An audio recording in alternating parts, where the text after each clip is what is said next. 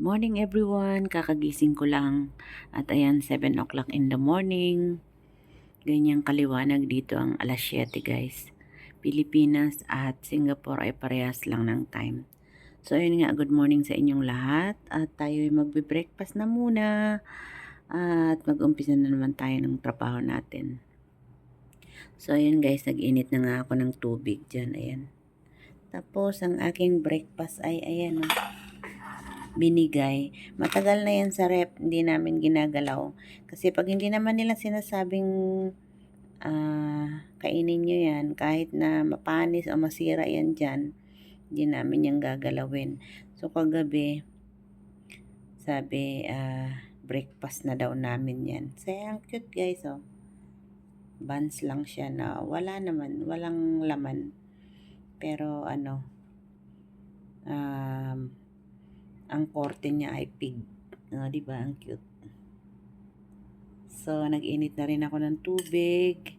At meron pa ditong isang I don't know kung may laman to sa loob. Parang may laman siya sa loob. Toasted paw siguro to. So, ima-microwave ko lang yan guys. Tapos, ang aking kape ay syempre Indo kape. Ayan 3 in 1. So, yan ang aking breakfast today. Yung kasama ko nga pala, maya pa yun, 7:30, magigising kasi alaga nun matanda. Minsan nagpapasawa yung matanda, kaya, ayan, late siyang magigising talaga yun, 7:30. 7:30 yung nagigising. Ako, 6:30 gising na. So, ayan guys, ang paligid, yung tanim namin na malunggay. Ayan. So, mag-i-steam ko muna to guys. Ay, wait, gawa muna tayo ng kape. Ayan.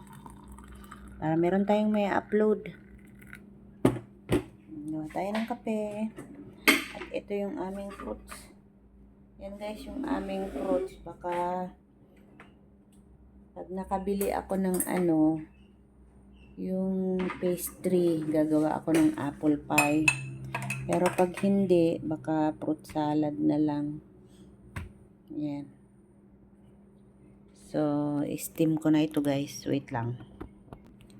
So, ayan na guys. In-steam ko na ayan na microwave pala.